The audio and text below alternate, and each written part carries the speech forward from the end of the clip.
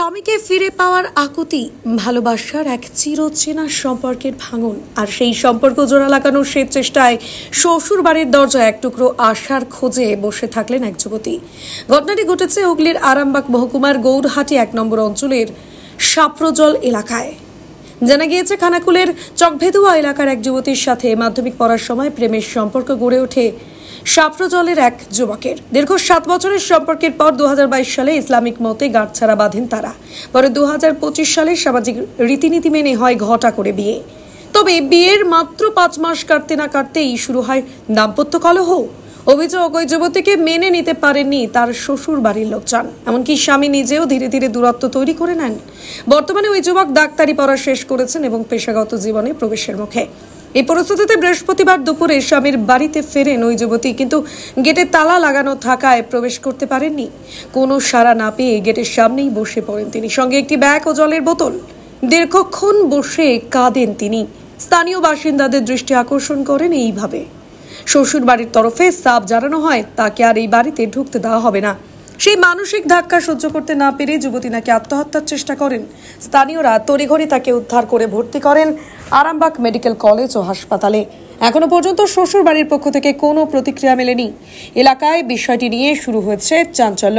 Police সূত্রে খবর, ঘটনার তদন্ত চলছে। কি কারণে ধর্ণা দিচ্ছেন দিদি? কারণ আমার শ্বশুর বাড়ি থেকে আমাকে বাড়িতেই ঢুকতে দিচ্ছে না। আমাদের বিয়ে এমন নয় যে আজ হয়েছে, আমাদের ইসলামিক মতে বিয়ে 2022-22 হয়েছে, কিন্তু আমি ছেলেটাকে পড়ার জন্য, লাইফের জন্য আমি অনেক সময় দিয়েছি। লাস্টে আমাদের এই রিসেন্ট বিয়ে হয়েছে, 5 মাস আগে বিয়ে হয়েছে আমাদের, কিন্তু 5 মাস আগে অনুষ্ঠান করে সবার মতামত নিয়ে সব কিছু করে বিয়ে করে আনার পরেতেও আজকে নানা রকমভাবে ছোটোখাটো ঝগড়া, যেরকম অশান্তি হয় বাড়িতে, সব সময় কিছু না কিছু খুঁটিনাটি করে হতেই থাকে। একদিন হঠাৎ করেই আমার সঙ্গে আমার স্বামীর ঝামেলা হচ্ছিল। আমার ভাইকে ফোন করে ডাকলো যে ওষুধ দিয়ে যা তোর বোনের। আজ এই নয়, আমাকে আমার ভাইয়েরা সব কিছু কিনে দিয়ে যাবে, খাবার বিস্কুট টানি থেকে সব কিছু কিনে দিয়ে যাবে। কিন্তু আমার ভাই আসলো, আমার ভাইয়ের মেরে হাত ভেঙে দিল। আমরা তাও থানায় এই জন্য কেস করিনি, কারণ আমার যে হাজবেন্ড ও ডাক্তার, যাতে ওর লাইফের ওপর কোনো মানে চাপ প্রেসার না পড়ে, আমরা কেস করিনি সেই জন্য। স্বামীর নাম কি? শেখ আব্দুল কাদের। বাড়ি কোথায়? বাড়ি এটাই। নাম কি? একবার জায়গার নাম কি? সাপ্রজল, আরামবাগ থানা। আরামবাগ থানা। আপনাদের পরিচয় মানে দেখাশোনা করে বিয়ে হয়েছিল? না, আমাদের দেখাশোনা করে নয়, আমাদের লাভ ম্যারেজ।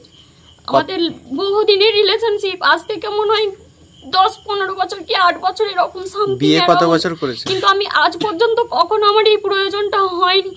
আজ এই যে বলেছি এটা যে প্রথম তা নয়, এর আগেও আমার সাথে অনেক মেন্টালি টর্চার হয়েছে। তার জন্য আমি একবার সুইসাইড অ্যাটেম্প করেছিলাম, সেটা 2023-এ। এটা হচ্ছে সেই পিকচারটা। তখন আমি দিল্লিতে অ্যাডমিট থাকি। আপনার ছেলে মেয়ে? আমার ছেলে মেয়ে এখনো হয়নি। আমি যেহেতু আমাদের রেজিস্ট্রি করে বিয়ে হয়েছে, এই 5 মাস হবে। সেই রেজিস্ট্রি কতদিন আগে ছিল? রেজিস্ট্রি হয়েছে 22-22-25-এ। এখন কি বলছে স্বামী? কি বলছে? আমার স্বামী আমার ফোন রিসিভ করছে না। কল লিস্টটাও আপনারা চেক করতে পারেন, হোয়াটসঅ্যাপে মেসেজের পর মেসেজ, কিন্তু আমার সাথে কোনো কন্ট্যাক্ট করছে না।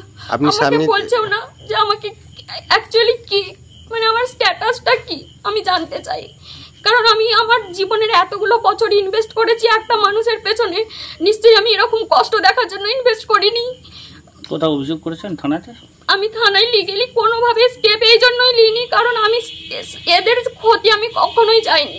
হ্যাঁ, সবার বাড়িতেই হয়, আমি জানি আজ ঠিক হয়ে যাবে। আমাদের এই ঝামেলাটা হয়েছে আজ থেকে 20 দিন আগে, সরি 1 তারিখে আমার ভাইয়ের মেরে হাত ভেঙেছে। সেই দিন থেকে, তারপর দিন থেকে রেগুলার আমি আমার শ্বশুরকে ফোন করে যাই, সবাইকে ফোন করে যাই, কিন্তু কেউ আমার ফোন ধরে না। ফোন ধরে। স্বামীর গেটের সামনে ধর্ণা দিয়েছেন, স্বামী বেরিয়েছিল একবারও? আমার স্বামীকে আমি ফোন করে বললাম, সে বলছে আমি নেই বাড়িতে, তুই যে কি করছিস। আমার শ্বশুর ফোন করে তাকে বলছে, মানে বাপ মায়ের সাথে সমস্ত কন্ট্যাক্ট রয়েছে, মানে বাপ মাই চাইনি যে আসলে আমাকে নিয়ে চলুক, বাকি যেহেতু আমাদের লাভ ম্যারেজ, সেটা আমাকে আগে বলে দিতে পারতো। আমার বিয়ে করে আমার জীবনটা নষ্ট করার কোনো কারণ ছিল না। কি নাম আপনার? কি নাম? আমার নাম নাজরিন খাতুন। বাড়ি কোথায়? বাড়ি চকভেদুয়া, খানাকুল থানা। ওখান থেকে এসেছেন? আমি খানাকুল থেকেই এসেছি, চকলেট থেকে এসেছি। কখন থেকে এখানে ধর্নায় আমি বসেছেন? এখানে দুপুরবেলা এসেছি, এসে মাকে আব্বাকে বললাম যে মা তখন ভেতরেই ছিল, আব্বা নামাজ পড়তে গিয়েছিল, জহুরের নামাজ পড়ে আসছিল, এসে দেখছে আমি বসে রয়েছি। আমাকে আমার ভাসুর ছিল, সে আমাকে বলছে বেরিয়ে যা এখান থেকে, এটা তোর বাপ ঘর করে রেখে গেছে, এখানে এইছিস কেন? আমি বলছি এটা কি নাম ভাসুরের? ভাসুরের নাম শেখ কুতুবুদ্দিন। কি চাইছেন এখন, কি চাইছেন আপনি? আমি চাই মানে আমার স্বামী আসুক, এসেছে আমাকে বলুক সে কি চাই। আমার লাইফটা তো, আমি তো 20টা দিন আমি অপেক্ষা করে রয়েছি সামাজিক মানে যাতে প্রসেসগুলো আস্তে আস্তে হোক। আমাকে খালি বলছে আমার মেন্টালি খারাপ। একটা ছেলে হয়ে যদি তার মেন্টাল অবস্থা খারাপ হতে পারে, আমি তো একটা মেয়ে, আমার তাহলে কতটা মেন্টাল অবস্থা খারাপ হতে পারে। আমার বাবা নাই। শ্বশুর বাড়ি করতে চাইছেন? হ্যাঁ, আমি শ্বশুর বাড়ি করতে চাইছি। স্বামীকে ফিরে পেতে চাইছি। হ্যাঁ, আমি স্বামীকে ফিরে পেতে চাইছি।